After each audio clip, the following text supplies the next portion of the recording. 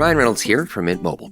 I don't know if you knew this, but anyone can get the same premium wireless for $15 a month plan that I've been enjoying. It's not just for celebrities. So do like I did and have one of your assistants switch you to Mint Mobile today. I'm told it's super easy to do at mintmobile.com/switch. Upfront payment of $45 for 3-month plan, equivalent to $15 per month required. Intro rate first 3 months only, then full price plan options available. Taxes and fees extra. See full terms at mintmobile.com.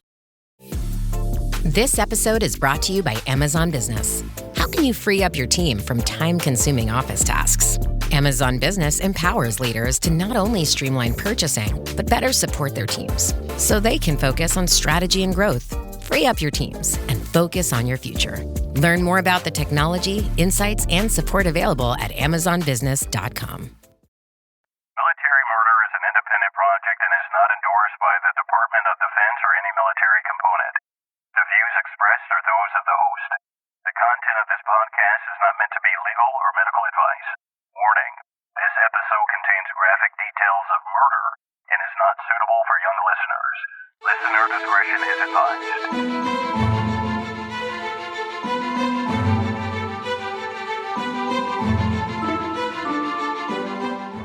Welcome back, True Crime Army. I am your host, Margot, and this is Military Murder, a show where I discuss cases involving military members and veterans, and sometimes their spouses.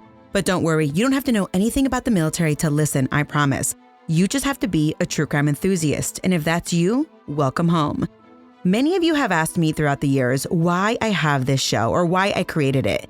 And here it is. The reason I created Military Murder was because as a former active duty JAG, I knew that true crime was a real thing in the military and the veteran community. But almost as quickly as a story about a military case broke, you never really heard anything else. Someone committed a crime, then silence for months, even years, and then so-and-so pled guilty and they were sentenced to X amount of time in jail. And by the time that we heard a resolution, I forgot what even happened, and it really just felt like it didn't even happen at all, even though people were murdered and families lost everything. I felt that these stories were hushed up too quickly, but these stories serve as a cautionary tale. Evil has no boundaries, and sometimes even people who we would give our life to defend wouldn't blink an eye before snuffing out ours. This show is about vigilance. It doesn't matter your race, your socioeconomic status, or your education level. Remain vigilant. And on that note, shout out to my longtime listeners and my new listeners alike. Just to brag a little bit, Military Murder Podcast was recently featured on the new and noteworthy section of Apple Podcast, The Dark Side, and it was truly humbling. And it was all because of you, my True Crime Army. Seriously, if you're new here, I encourage you all to go back and listen to my older episodes. I believe that I've gotten much better at telling these stories, and I no longer use background music during the main episode. But all of the stories that I've told all the way back from episode 1 until now, they build upon my goal that one day people will report what they see and that they're going to forgo that mentality of just shut up and color. For those of you who are all caught up, I do have tons of full-length episodes available either through my Patreon page or Military Murder Premium on Apple Podcasts. By subscribing to my premium content, you get every single episode completely ad-free, all the way from episode 1. But you also have immediate access to dozens of episodes that have never been shared on my public feed. My goal is to one day return to a weekly show, and I can only do that with your support. All right, I'm done blabbing, but I feel so much gratitude for everyone that listens. I have seen so many amazing reviews come through Apple Podcast, and honestly, your words are so kind. Please keep those reviews coming wherever you listen because those are so important in a world that is oversaturated with true crime content. So, many of you may have heard today's story if you signed up for my newsletter a while back, because I recorded this story close to 2 years ago and I sent it out to everybody. But after I released the episode, surprise, surprise, the Army responded to my FOIA request, and I got access to the record of trial. So with that, there are updates to this episode for those of you who may have heard it through my newsletter. Today, I'm going to tell you a story of a happy-go-lucky 19-year-old soldier, Private First Class Valerie Gamboa. She was stationed in beautiful Germany, really close to Heidelberg. I personally was stationed in Germany for 3 years. And when I tell you that it is a beautiful country, I mean it. It's like living in a fairy tale. You are just beep-bopping along, waiting for Disney-type frozen love trolls to pop up and start singing. It's that beautiful. But I digress. Valerie was living the dream. Then she met an older soldier who swept her off her feet until he showed her his true colors. Join me today as I tell you about the murder of Valerie Gamboa. Now, let's dig in. Valerie Gamboa grew up in San Antonio, Texas. She was one of 8 kiddos in her family. She was the 4th in line, but she always made her mama proud. Although she was the 4th, she was the first to graduate from high school in her family. And she didn't just, willy-nilly graduate. She kicked booty. She graduated in the top 12% of her high school class. She was a very outgoing and athletic person. And by athletic, I mean it. She took district honors in volleyball. And even though she came from a pretty big city, she knew that there was more to the world than good old Texas. She wanted to see the world. Valerie went to college for 2 whole weeks. But then a recruiter got to her. They were like, enlist in the Army and we'll pay for your college. Say what now?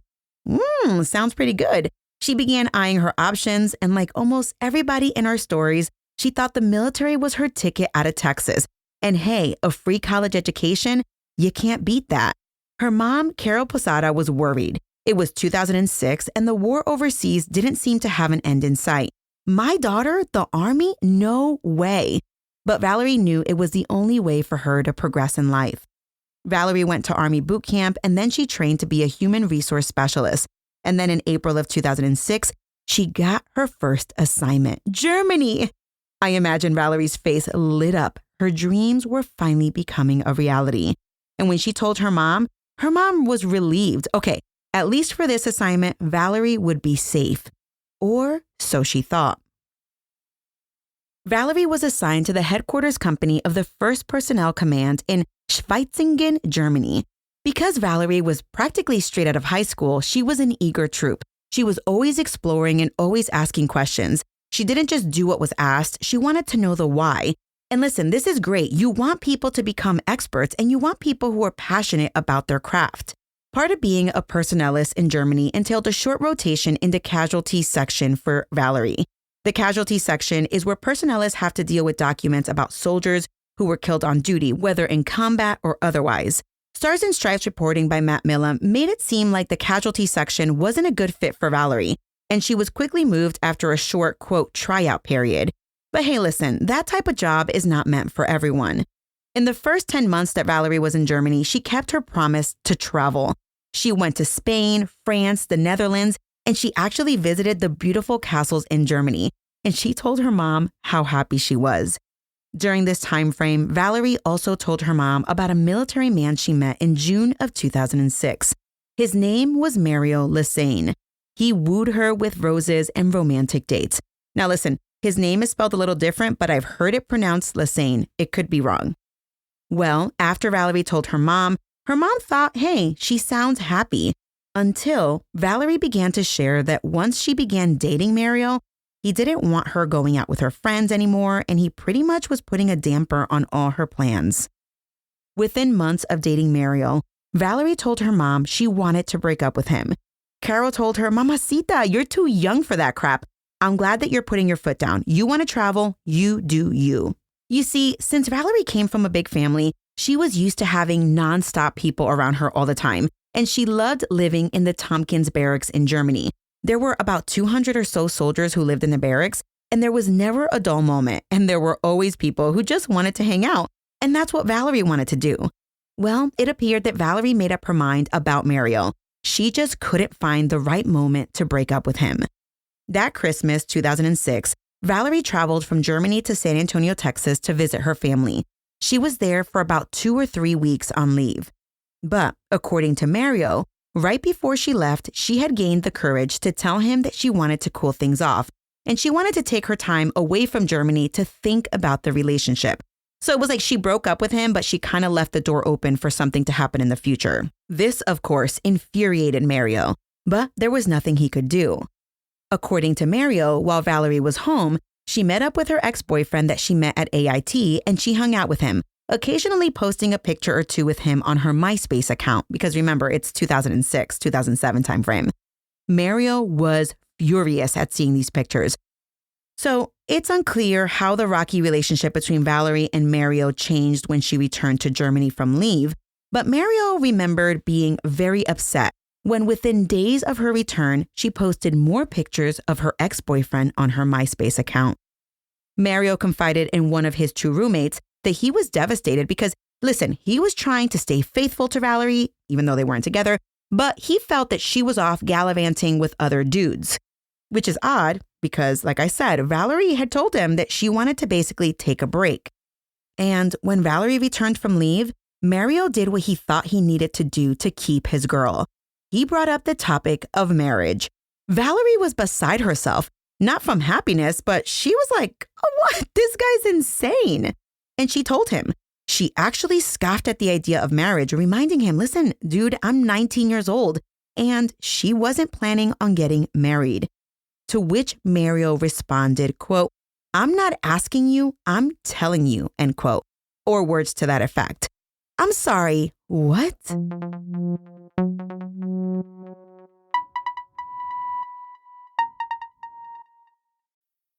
Fellas, you know Degree Cool Rush deodorant, right? Well, last year they changed the formula, and guys were mad about it. One dude even started a petition. So guess what? Degree heard us, admitted they messed up, and brought the original Cool Rush scent back exactly how it was. And it's in Walmart, Target, and other stores now for under $4. So grab some and remember why its cool, crisp, and fresh scent made it the #1 men's antiperspirant for the last decade. Degree Cool Rush is back, and it smells like victory for all of us.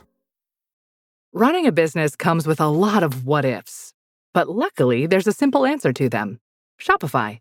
It's the commerce platform behind millions of businesses, including Thrive Cosmetics and Momofuku, and it'll help you with everything you need. From website design and marketing to boosting sales and expanding operations, Shopify can get the job done and make your dream a reality. Turn those what-ifs into... Sign up for your $1 per month trial at shopify.com/special offer. Valerie lived in Tompkins Barracks in building 4253 in room 125. She had a suite where she had her own bedroom, but she had a shared bathroom and kitchen with a roommate. When Valerie returned from her holiday leave, her old roommate moved out and a new soldier by the name of Jamie moved in with Valerie. Jamie had just returned from a 1-year deployment. And on the weekend of January 21st, Jamie's boyfriend, Larry, was visiting. So let me tell you a little bit about Jamie. Specialist Jamie was a native of Nome, Alaska. I believe it's pronounced Nome, but I could be wrong. It's Nome, and I apologize if I said that wrong. But Jamie grew up in California. She told Stars and Stripes that she joined the Army on a whim one day when she just happened to bump into a recruiting station. By the time that Jamie and Valerie were roommates, Jamie was a few months shy of her enlistment contract ending, and she was actually planning on leaving the military in May of that year. She was so excited to start life as a civilian. As I said earlier, she had just returned from a year-long deployment. I actually found one of those deployment holiday videos that's put on by Public Affairs. Well, in December of 2006, just a few weeks before this story takes place, Jamie made a video for her family back home to say happy holidays. And it was interesting because as Jamie was making this video, her folks back in the US surprised her because they had her parents in the studio to return the holiday wishes. Jamie's eyes began to fill with tears of joy. You could tell that she really missed home. Her mom and dad had a little chat with her and they ended by saying, "See you soon." I don't know about you, but those videos always get me. Also, if you're ever in a mood to cry, but you can't, when you're in one of those moods, just watch those military member coming home videos or surprising their young kids. Oh my God. I know you know exactly what I'm talking about, but those videos always get me in the feels every single time. All right, let's fast forward to January 20th. On January 20th at roughly 10 p.m., Valerie and Mario were hanging out at his place. Now remember, this is a few weeks after she got back from her leave.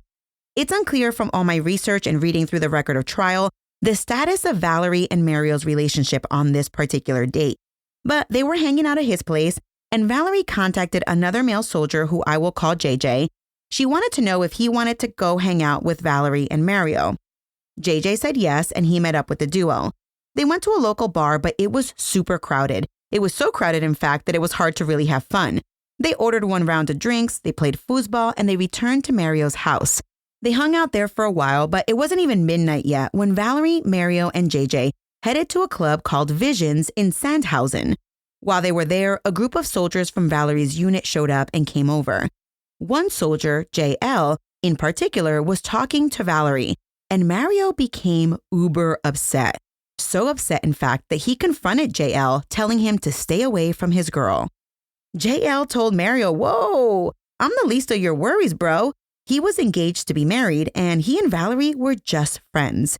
But just to note that JL lived right across the hallway from Valerie's barracks room, so just tuck that in the back pocket for later. Anyway, this conversation seemed to put Mario at ease, as he later had a drink with JL. At around 3:30 in the morning, the original trio, JJ, Mario, and Valerie, they all left the bar and they headed toward Mario's house. Back at Mario's house, Mario asked his roommate if he could borrow the roommate's car to drive Valerie home. But the roommate was like, no. Turns out, the roommate wasn't just being a jerk, however. Mario had his base driving privileges suspended after he got a DUI, and he had been drinking that night anyway. Mario and Valerie walked into Mario's apartment, where Mario was yelling at Valerie so loudly that one of his roommates was startled awake and couldn't get back to sleep. At one point, Mario, still yelling at Valerie, walked into his bathroom, and Valerie, probably completely over having a man yelling in her face, walked out of the apartment. Nearby, there was a taxi, and Valerie got into it. But not even a few seconds later, Mario joined her in the cab, despite her pleas to him that she didn't want him at her place. But he nonetheless told the taxi driver to just go. Mario lived in a different base, so when the taxi arrived at Tompkins Barracks, it dropped them off at the gate and they walked the rest of the way. As luck would have it, right as they were being dropped off in their taxi at Tompkins Barracks, the group of soldiers that had been at Visions was also getting dropped off.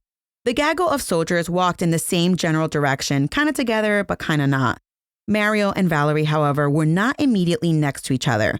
Mario choosing to walk ahead and sit at a table in front of Valerie's barracks. Now, just FYI, her barracks room was about a 5 to 10 minute walk from the front gate. As Valerie was walking alone, up came JL, who was also heading that way, because remember, they lived in the same barracks. Valerie whispered to JL that she didn't want Mario there, but he followed her. JL hadn't even seen Mario because he was just sitting at the table glaring over. Valerie and JL just walked straight into the building without hesitation, but in walked Mario right behind them. JL said goodbye and walked into his place. By this point, Valerie walked into her place and it was silent inside. It was just after 4 o'clock in the morning, and unbeknownst to Valerie and Mario, Jamie and Larry had just gotten back to the barracks roughly 30 minutes earlier. And remember, Jamie was Valerie's roommate. Well, soon after Valerie and Mario arrived home, Jamie and Larry were laying in bed when all of a sudden, Jamie heard Valerie scream. Not like a quick scream, it was like a cry for help. Jamie jumped out of bed, grabbed her blanket, and walked to Valerie's room to see what the commotion was about. And that's when she walked into the most horrific scene that will be forever etched in her mind.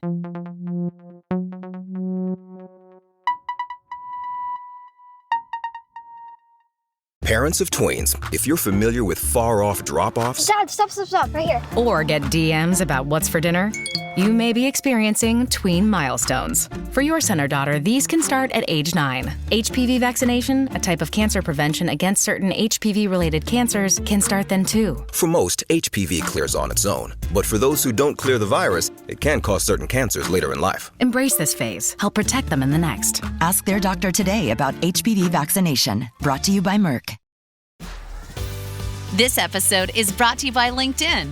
Psst, healthcare pros, word's out, and it's too good to keep quiet.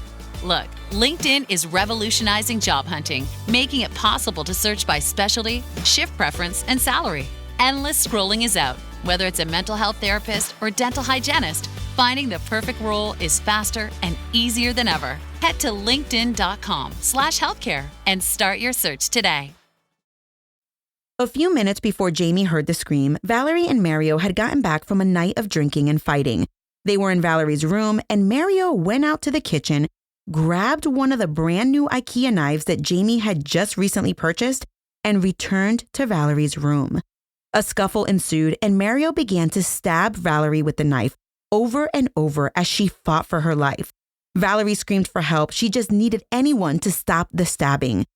Just then, Jamie walked in. When she peered into the room, Valerie's body was face down on the mattress, and Mario had her pinned to the bed. He had his knee in her back and one foot on the ground.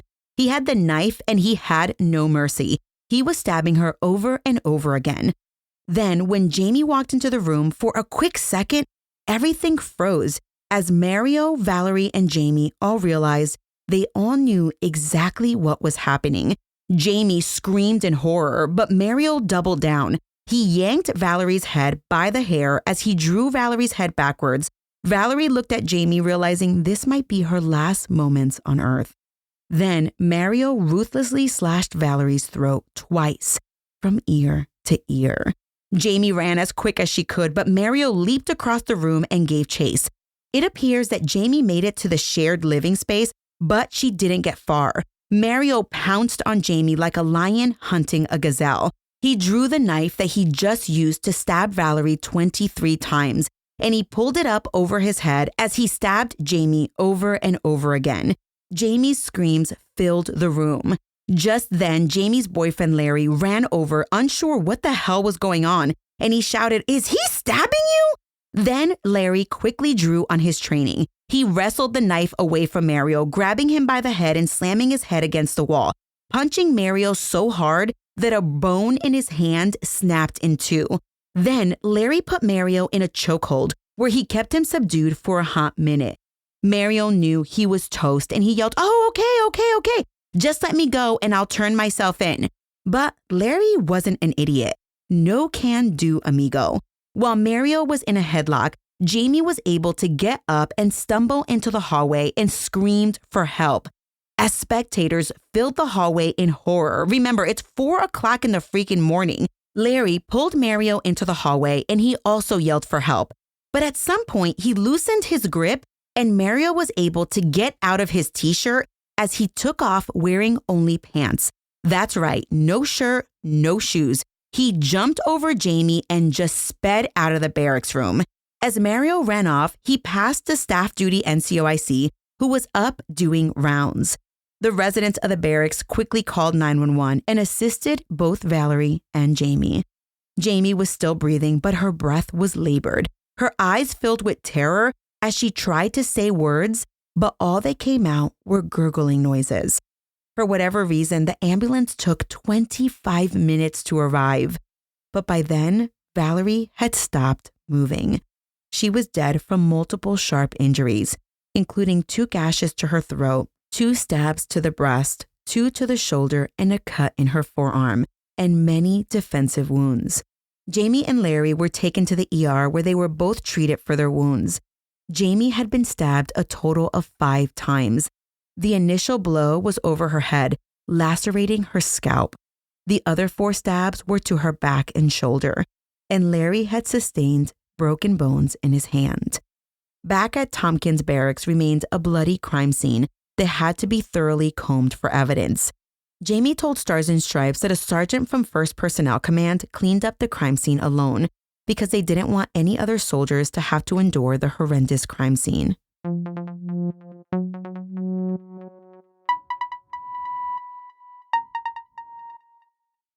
So, who is Mario? Mario Lesesne was a 26-year-old Heidelberg medic. Specifically, he was a cast technician. So if someone needed a cast at the clinic, he would do intake, get them fitted, put the cast on, that type of stuff. He arrived at Heidelberg in February of 2005. He lived in a separate location from Valerie. He lived in the single soldiers barracks on Mark Twain Village. He was born in Killeen, Texas, although mostly raised in Fayetteville, North Carolina. He was a military brat, and he had been in the Army for 7 years by the time of our story. A little while before Valerie's murder, Mario had been demoted as a result of non-judicial punishment due to failure to obey a lawful order. Just 2 days before Valerie's murder, Mario got in trouble for snapping at a German national coworker. During his conversation with the superior, Mario shared that he was struggling financially due to the demotion and that he felt lonely. Besides this, little else is known about Mario, although reporting by Nancy Montgomery indicates that in 2003, Mario had been accused of assaulting a former girlfriend. People who knew Valerie and Mario knew that Valerie had plans to break up with him. They said that according to Valerie, he was jealous, obsessive, and intent on controlling every aspect of her life. So let's get back to the night of the crime. Well, once Mario got away from Larry, little is known as to what he did for the following 13 or so hours. But at around 6 p.m., Mario was beep-bopping along the street to Svettingen. Although everyone was looking for him, he really wasn't hiding. It was then that Valerie's old roommate spotted Mario walking in the street. As they made eye contact, Mario sped up and the roommate snuck into a restaurant and she asked the owner to call 911. When the German police arrived, they attempted to stop Mario, but he kept at it until another German cop car pulled up and cornered him. And that's how he got caught. Thank goodness for vigilant people. Mario was charged by the military with premeditated murder, attempted murder, and assault. He ended up pleading guilty to unpremeditated murder and he pled guilty to the rest of the charges as charged. And it was up to the prosecution at that point to prove up the murder charge from unpremeditated to premeditated. At the partial guilty plea 2-day trial, which took place in June of 2007, everyone waited with bated breath to hear Mario's version of events. They wanted the why. But if they came for answers, they got zip, nothing. In court, Colonel James Pohl, the military judge, asked Mario what happened. But Mario didn't really give much details about the murder. He basically said everything was fuzzy. Those were his words. He painted this picture. I was outside her barracks room and then I'm transported to her room and she has a blank stare on her face and then there was blood. The judge was like, whoa there. Are you pleading guilty of your own free will or what? Do you remember or do you not remember? Mario definitely claimed he didn't remember grabbing the knife. But after some prodding from the judge, Mario admitted that he wanted both Valerie and Jamie dead. While he didn't specifically remember grabbing the knife from the kitchen, he did remember stabbing Valerie, but didn't remember how many times he stabbed her, although he did recall stabbing her because he wanted her to die. Judge Pohl then asked him, why did you want her to die? Referring to Valerie. And he basically said, I don't know. Judge Pohl asked, if you don't know why you wanted her dead, how do you know you intended to kill her? With that question, Mario was stumped, so much so that the judge had to call a recess.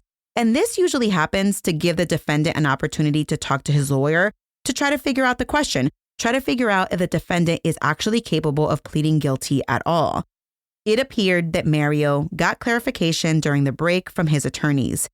After the recess, Judge Pohl asked the question again. If you don't know why you wanted her dead, how do you know you intended to kill her? To which Mario replied, quote, Your Honor, I'm not exactly sure why.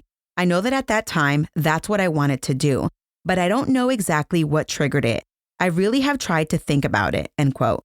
He offered that the reason he couldn't remember is because the situation was so painful for him that he blocked it out.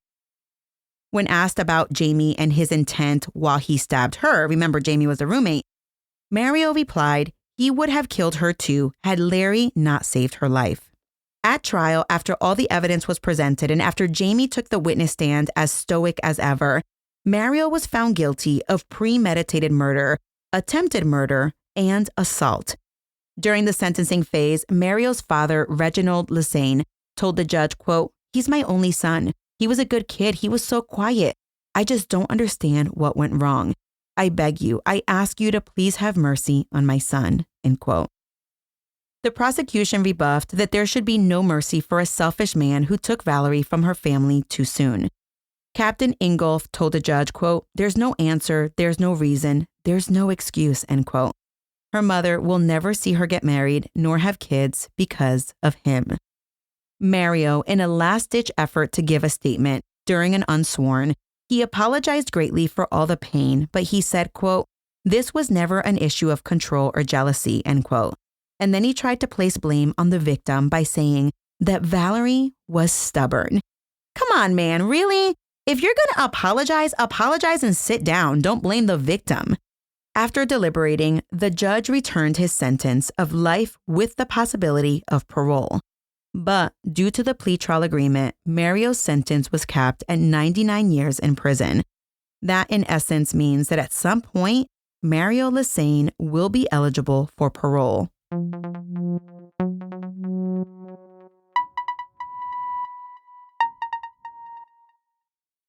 So I learned something very interesting as I was doing research for this case. On the same day that Mario was sentenced to 99 years in prison, Jamie and Larry, the victims who survived this case, they got married. They had survived tragedy. Larry was Jamie's hero, and she knew she couldn't live without him. They welcomed a son in November of 2007, and Jamie delivered the baby in the same hospital where she recovered from her injuries. The couple sat down with Stars and Stripes to discuss life after the traumatic event that they had endured. And even though they are survivors, survivor stories are sometimes equally tragic. Depression, survivor's guilt, and post-traumatic stress disorder are just a few of the many things that survivors must endure, sometimes for the rest of their lives. Jamie told Nancy Montgomery that for a while she suffered from extreme paranoia, sitting only in the corner of rooms in an effort to always have eyes on the exits. She thought the same thing was going to happen all over again. But Jamie explained that her unit was extremely understanding. She saw a counselor, and if she ever had a panic attack at work, her coworkers were always immediately by her side to comfort her. Larry, the one who had suffered the least amount of physical injuries, his unit didn't quite understand the psychological injuries and effects, and they acted like nothing happened. But Larry was seriously struggling, and this is common in male survivors. They suffer a lot in silence for fear of retribution. They want to be tough, and in the military, they feel like they need to be mentally tough. But Larry shared with Stars and Stripes that he suffered from insomnia and depression, but he had to be a tough guy. And through being a tough guy, he didn't realize what he was doing to himself. But once he came to the realization, he recognized the pain. Sadly, a few months after Valerie's murder and Larry's heroic act, he smoked marijuana while he was still on active duty in an effort to help him cope with the recurrent awful memories of July 21st. And when he was chosen for a random urinalysis and tested positive, the Army demoted him to private first class. Although he was back on track after the positive drug test, he still recognizes that he wouldn't change a thing from that day. Like most heroes who don't want to acknowledge the magnitude of their actions, Larry has said, quote, "I was doing what I was supposed to do, protect and serve," end quote. I just got like chills on my body as I said that. Of course, most of you who listen know that my Google skills are on point, so I wanted to see what Mario was up to, even though he's in jail. And imagine my surprise to see that he has his own website. What? Yep. On his bio page, he tells people that he often goes by either Fess or Sane. He's a songwriter and a poet, and in the process of rewriting a book. A few years ago, Mario also had a pen pal profile on the website Another Chance Pen Pal Network. Of being in jail, he said, "The situation I'm currently in has strengthened me and taught me so many life lessons, and I take every day and every lesson I learn as a blessing." A quick search in the Bureau of Prisons website shows that Mario, his release date is listed in 2088, but in a few years, he will likely get his first look at parole.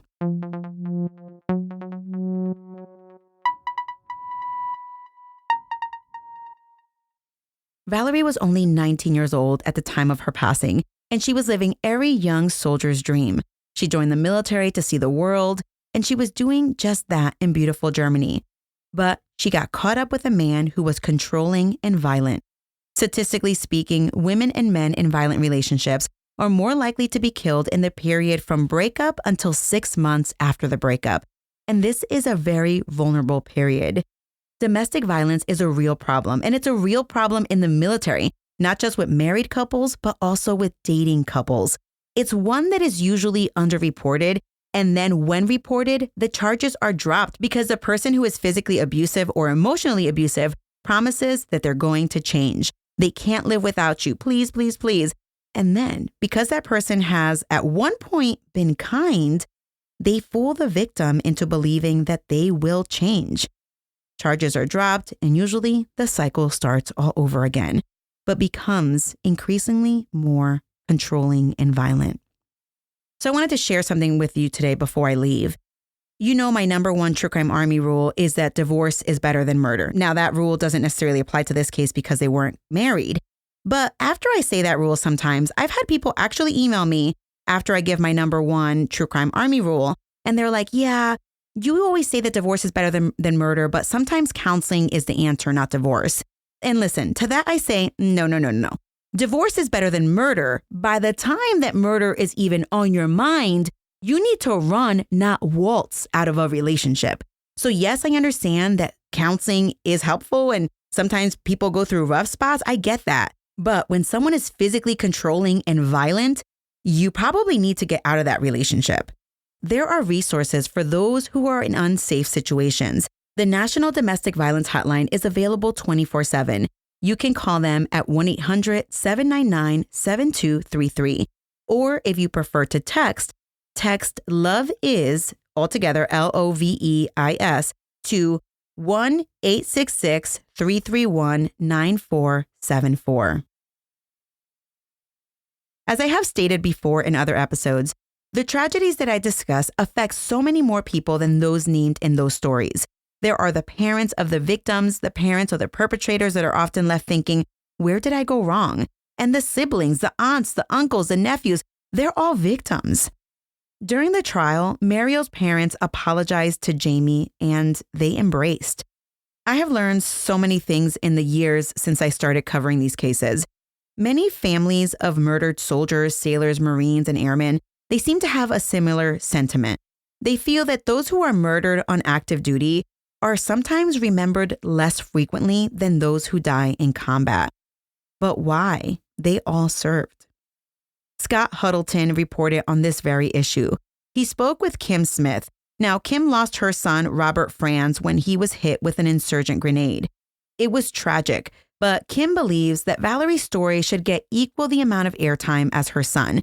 Kim said, quote, I don't care what the cause of death was. She was military. This is not a casualty of war. This is worse, end quote. This issue is so sad and should be considered.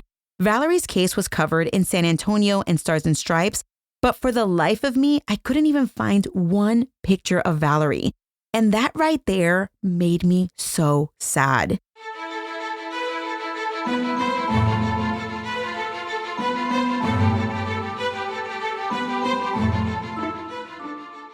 I just wanted to say, I love you, True Crime Army. Please be safe.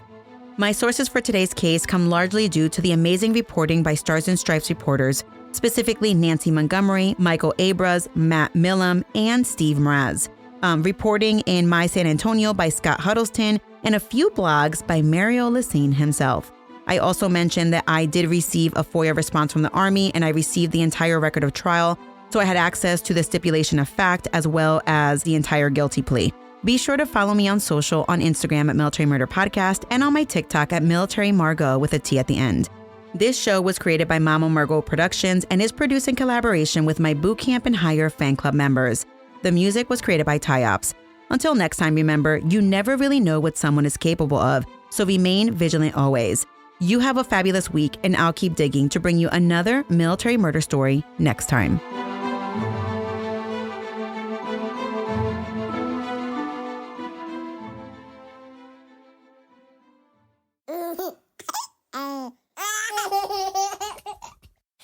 Mama's working on her podcast.